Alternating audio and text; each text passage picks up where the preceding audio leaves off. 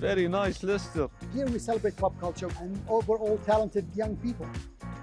Sadu is a beautiful textile that can be revitalized and used in our day-to-day life.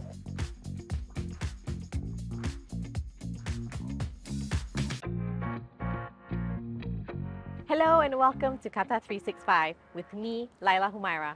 On this episode, we're looking back at some of the most colorful and interesting moments of 2023, showcasing the country's diverse traditions and culture, including falconry, pearl diving, and sadu weaving.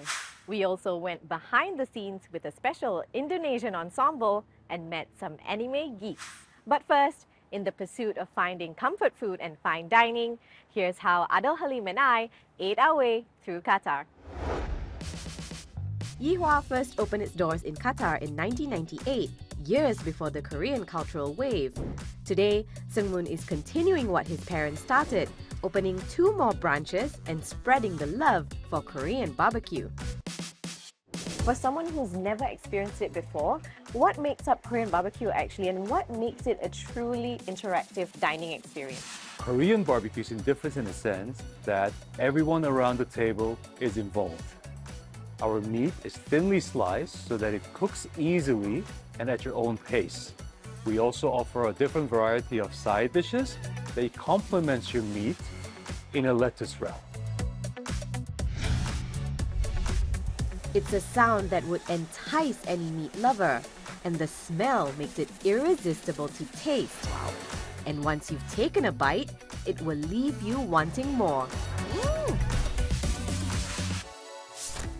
Whether you're new to Doha or just trying to find a new food joint, what better way to expand your taste buds than through a food tour? Adel went on one such tour with renowned food blogger Rachel Morris, exploring 3 cuisines under one roof.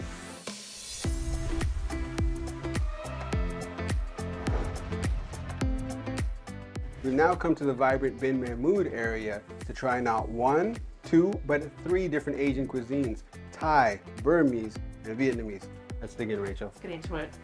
I've never tried Burmese food proper, and I'm a convert, I've got to say. One of my favourite dishes on their menu is what's called a Burmese spaghetti, and it's like really hits all my notes. It's like sweet, savoury, crunchy, it's got pickles in it, it's very cool. The Burmese is new here. People get excited to have to try the new things in Doha. Tuk Tuk Saigon opened its doors during the World Cup. With football fans from all over the globe descending upon Qatar, food offerings also became significantly more international.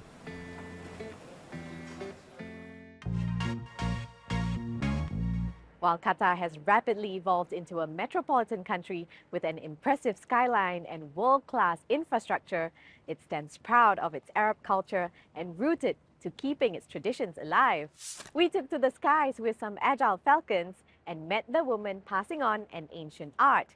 And to learn more about Qatar's pearling past, Charlotte Dubinsky jumped on a boat and ventured into the country's turquoise waters.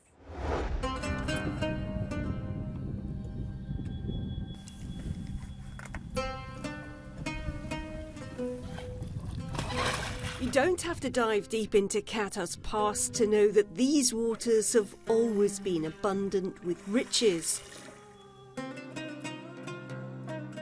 Today it's oil and gas, but for centuries wealth came from oysters on the seabed. Mohammed is one of the few divers who's still seeking his fortune at the bottom of the ocean.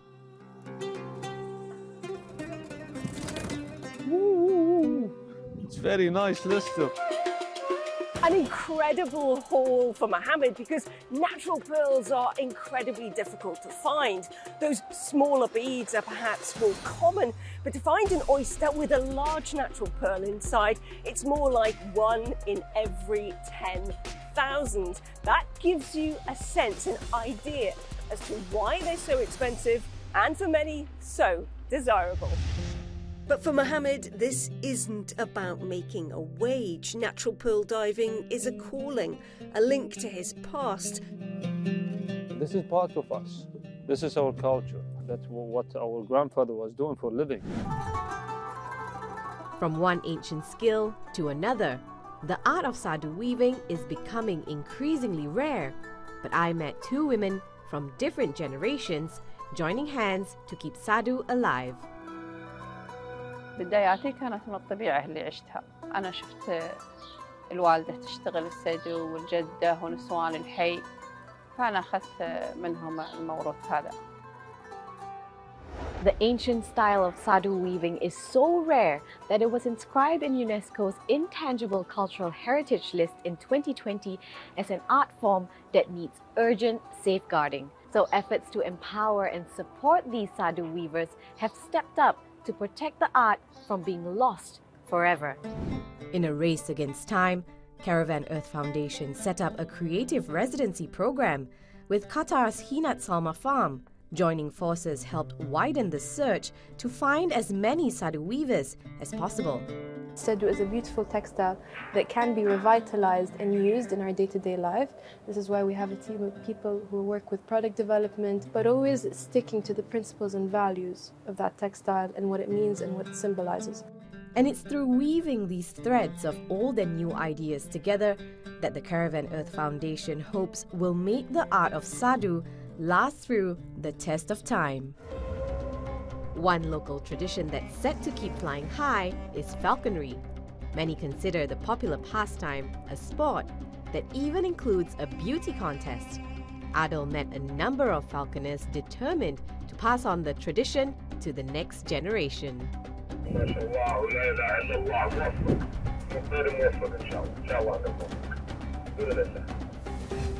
Deep in the Qatari desert, hundreds of falconers from across the region gather, prized birds in hand. Described as a living human heritage, falconry can be traced back 4,000 years. It's an ancient tradition that's become an annual tradition. Ahmed Said Al-Mari has never missed a Marmi festival in its 14-year history. And in addition to making sure his falcons stay on course, he's also training his sons to carry on a family tradition that's been passed on for generations. يلا هد ونشوا على الدنيا شافونا احنا ابائهم كلنا يعني هالطيور وهالقناص.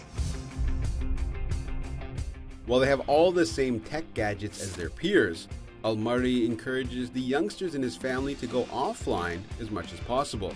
And it seems to be working. His 15-year-old nephew, Saeed, has spent a decade learning the tools of the trade. تعلمت طيور من عمر 5-6 سنين. تعلمت من أبوي وأعمامي وخوالي. والحمد لله بديت أشتري طير وأشتري طيور وتعلمت تدريب طيور. تعلمت أشياء واجد طيور كيف أربطها على الحمام وعلى أشياء كثير. الحمد لله. And if the Al-Mari family is any indication, the sport will continue to soar in Qatar for years to come. While traditions like falconry and sadu weaving are kept sacred, Qatar's diverse population creates a vibrant community. The Years of Culture initiative by Qatar Museums aims to bridge and embrace differences between countries. I got to see a special Indonesian performance that celebrated those differences. Backstage at the Qatar Opera House, these actors and actresses are getting ready for a big night. The troupe was flown in from different parts of Indonesia to perform Hayati, a musical interpretation of some of the oldest and most treasured Indonesian epics. It's a story about life, tree of life, balance of life. This life, this world is being made by amazing creatures that together, and Borobudur is representing of that. The costumes for Hayati were specially put together by one of Indonesia's acclaimed fashion designers, Era Sukamto. Gold headpieces, traditional theatre masks, and colourful, flowy batik. Batik is a profound art.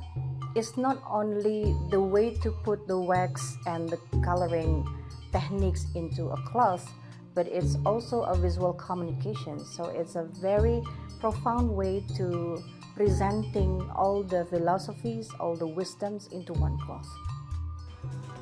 The curtains come down as Hayati comes to an end.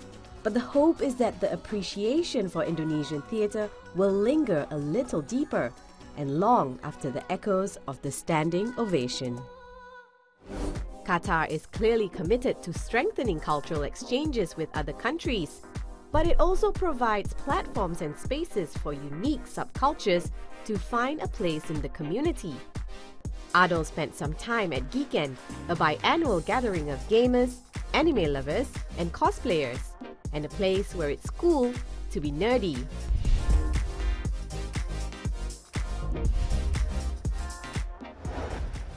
Last year, Simran Kadam came to Geekend as a fan. This year, she's back to cosplay as Kamisato Ayaka, a Japanese video game character. I wanted people to see a character that they love and like take photos with me and, you know, just have something to look back on. I really love entertaining people. Geekend is a safe space to geek out and embrace your inner nerd. Organizers hope it's also a place to be engaged and inspired, where visitors can comfortably celebrate all things nerdy without judgment. Here we celebrate pop culture, we celebrate people who want to showcase their love for anime, for video games, for board games, and overall talented young people.